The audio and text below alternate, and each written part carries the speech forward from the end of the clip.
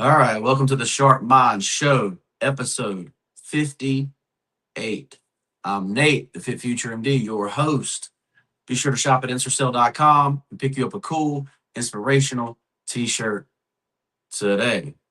All right, so as ever, I'm a Braves fan, but a certain somebody used to play for the Braves. His name is Freddie Freeman. And of course, I still root for Freddie Freeman um, because I'm a Braves fan, and he was, brought a World Series to the Braves. So, um, but speaking of that, Freddie Freeman crushes a walk-off home run in 18 innings as the Dodgers win an instant classic. All right. So number one, it's crazy that they went 18 innings, and I know, a lot of that's what I really like about baseball is they're gonna play until somebody wins, right? So literally from the eighth inning to the 17th inning, there was no scoring in this game, right? So you're sitting at a 5-5 tie from the seventh inning on, and Freddie Freeman gets a walk-off home run here, right? I say so. Both sides, both bullpens did great here. Obviously, the Dodgers go up 2-1 in this series. Um, what do you think about this game? Instant classic. Did you stay up for it? Right? It's 18 innings, it's two whole games. So you're talking about a late game, especially on the East Coast. But let me know what you think about this game in the comments below. Like I say,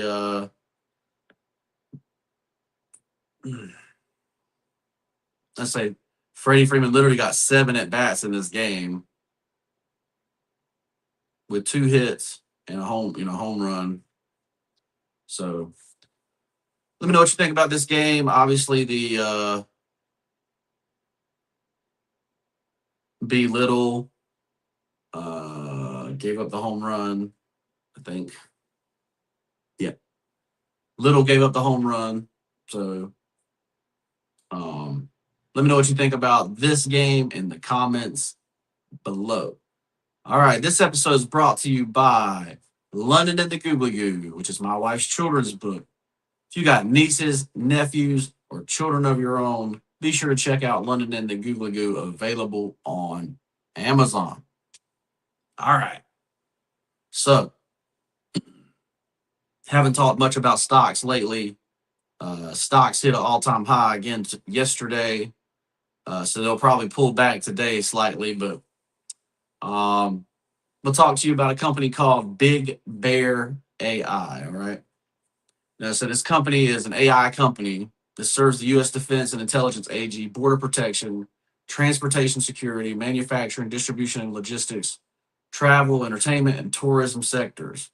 The company was founded in 1988 and is headquartered in Mclean, Virginia.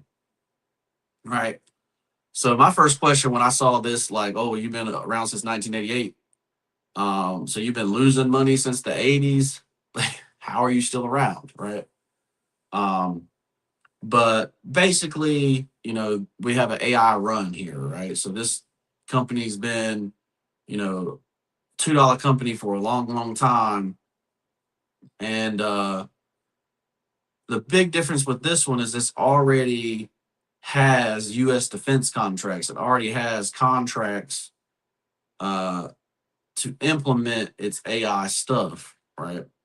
So that being said, um, you know, this could be a slightly better AI choice if you're gonna invest and hold for the long term, right? So this thing had popped to I think $10, $9.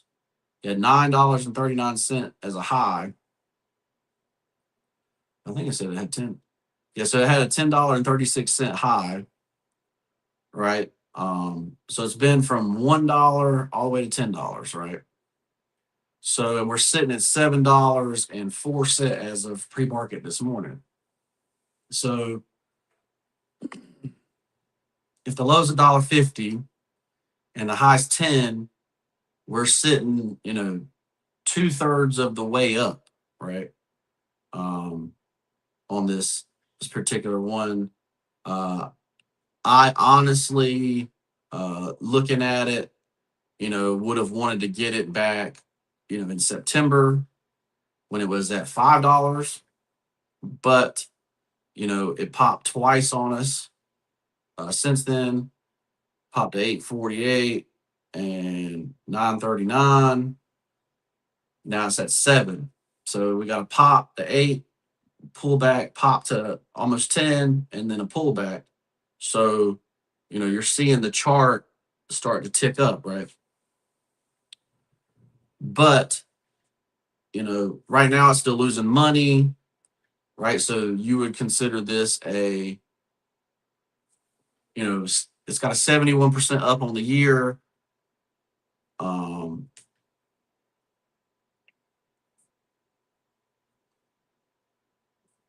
But the real caution with this stock is that obviously the government's kind of going through a transition right now.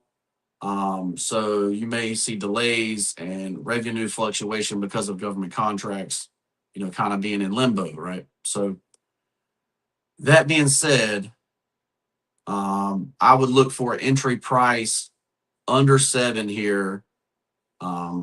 Preferably if I could get it real close to 6, I'd be very happy with that.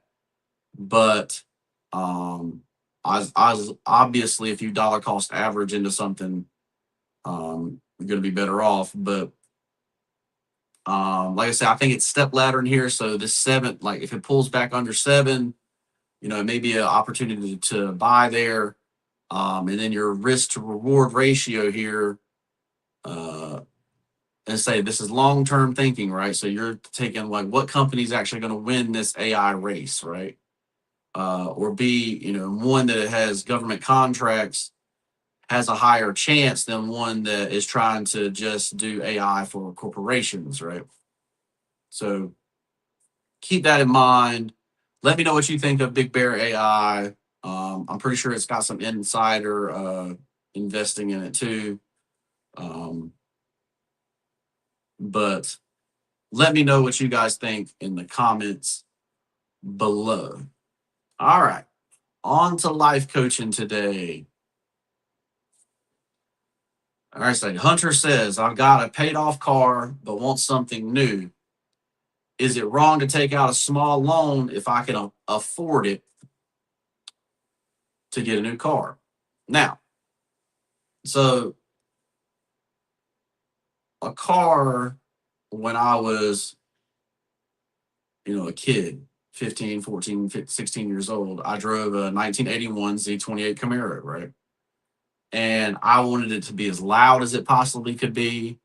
And obviously, it was an 80s Camaro, so it wasn't going to be as fast as some of the older Camaros, but I thought it looked cool. I had the chrome rims, I had it jacked in the back, I had the speakers in the trunk. I was really all about, looking cool in a vehicle, right? But of course, the vehicle didn't have any AC, kind of hot in the summertime, that kind of thing. But it was a paid off vehicle, right? Um, so the thing about cars, right? Cars are really to get you from point A to point B, right? Can you, you know, have a, we're talking about gas from anything from gas mileage here to how much it costs per year to operate the vehicle, that type thing, right? Is it cheaper to put $2,000 a year into an already paid off vehicle? Absolutely, it is, right? Cheapest payment now might be $400 a month. To make my math easier, go 500, so that's $6,000 a year. 500 with insurance or whatever. you know, so that's $6 grand a year just to drive a car. If you can get that operational cost down, obviously that's going to help you when it comes to taking the 4,000 that you're not paying and investing that money, right? Or the 4,000 you're paying and saving to buy the new car that you want, right? But what I would say, there are professions that what you drive is actually important, right? So if you're going to have a financial advisor, right, I would not want to go to a financial advisor that's driving a beater car, right? Like if somebody's going to be a steward of my money, I don't want them driving a 2000 Prius or something. Like I need I need someone that you know that really does make a bunch of money in the stock market, right? Like someone that knows what they're doing. But other than that, there's really no reason to have a brand new vehicle, right? Um, a brand new vehicle uh, is the highest appreciating thing that you can purchase, right? Basically, as soon as you sign the papers and drive off the lot, it's worth like 20% less than what you just bought it for, right? So you're losing money that way. And like you say, if you're a regular person, you're going to make 50 to 80 grand a year in your, uh, I mean, shoot, 30 to 80 grand a year in your life cycle of working. That means you make about $2 million your entire life, right? Your whole entire life, you've made $2 million total. So the goal is to have $2 million by the time you retire, right? The same amount that you actually made, right? If and obviously the faster you can do it, the better. But um, buying something that depreciates instead of appreciate really take that away from you, right? So I would tell Hunter to keep driving the car that he's got, and if he really wants a new car or newer car, to take the extra money, invest it, and when the investments get up high enough, you pay for it cash. You sell the investments and pay for it cash, right? So that's what I would do. So even if you're talking about housing, you can talk about all kinds of stuff. Where so if you really wanted to never use debt, you really could do that, right? You invest into the investments. Right now, average house is 400,000. Investments to 400,000. You take the 400,000, you buy a house, right? Like you can absolutely do it that way and never pay any interest, and always be on the side where the the market is paying for everything you got, right? So keep that in mind. There are different ways. It's a different way of thinking. It's a different way of living. And if you do live that way, you will come out ahead compared to everybody else, because everybody else is being a consumer. Everybody else is saying, I'm going to get what I want now because I might not even live tomorrow. So, you know, long term, it's the better play. And say there's only a few careers where what you actually drive matters. If you need a truck for construction, something like that, like it's understandable that if you're using it to work out of, you know, but do it right, open an LLC and make that truck in the LLC, and everything you do on it is is a tax deduction, right? Like do it the correct way, right? So keep that in mind. If you need help setting this kind of stuff up where your investments eventually pay for your car, hit me up in the description for life coaching, and we'll move on to the next thing. All right. Last thing of the day, it's the quote of the day, and it says, courage isn't the absence of fear, it's fear that learned how to walk forward anyway, right? And so many people are stuck in fear, right? Like, whether to take the next step forward in whatever idea they have because they're fearful of what they got, right? Well, most people, if you're a regular person, right, you're making 50 grand a year, you really have nothing to lose, right? You are not middle class anymore at the 50 grand mark. right? You are the low class. You are right before destitute, right? The only worst thing you can be is destitute, right? So, and keep that in mind. So if you're thinking about doing something, you're saying, okay, I'm going to do this. How do I do this the right way? Where I take a step forward even though I'm scared, right? And say the right way is to pay your dues, right? So whatever you're trying to do, you go work in that industry and learn everything about that industry, save up your money so you can go out on your own in that industry, right? So keep that in mind. Most people start their businesses in their 40s and 50s using their 401k, right? So keep that in mind. They take that risk after they have 20 years of experience with with their 401k, and take that money and start their business, right? One of the most valuable businesses in my area right now, one of the most valuable businesses in my area right now, that's how they started their business, in the back of in the back of a shop, right? Or in a garage, you know. So keep that in mind. Like I say, if you have fear right now, you're going to make a plan and execute the plan to start your dream. I'm Nate, and I'm a life coach. If you need help doing that kind of stuff, hit me up in the DM for life coaching. Sign up for life coaching in the description below.